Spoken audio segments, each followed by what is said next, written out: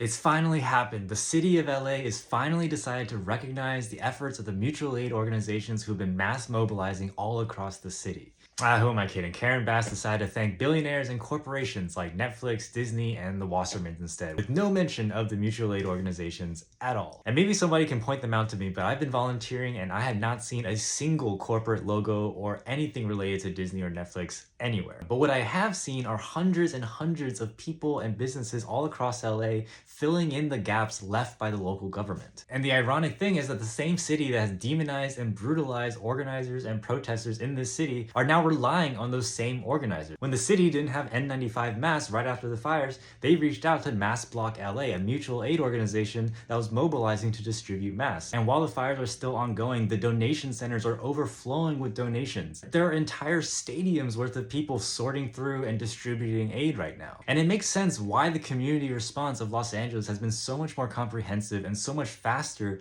than the local government. At the end of the day, the community knows what the community needs. The feedback loop to figure out what is needed at any given moment is tiny, in contrast with local government where they have to go through layers and layers of bureaucracy to get anything done. So while I've barely so much as gotten an email from my city councilor about what to do during these fires, we've already compiled a master list of hundreds of different resources for anyone who's been affected, who wants to help or volunteer or donate or anything related to fire relief. And I'm not saying there isn't a role for local government, there definitely is, but it needs to be working hand in hand with mutual aid organizations on the ground, not against them. When people say that the solution to the rising level of fascism in this country is to find community and to participate in mutual aid in your city, this is exactly the kind of thing that we're talking about. This is the type of solidarity that's going to protect us when the institutions of this country start to break down. Whether somebody owns a business or can just drive a car, people are finding ways to contribute, however big or small that is. And that's really what mutual aid is all about. It's not about you doing everything. It's about everybody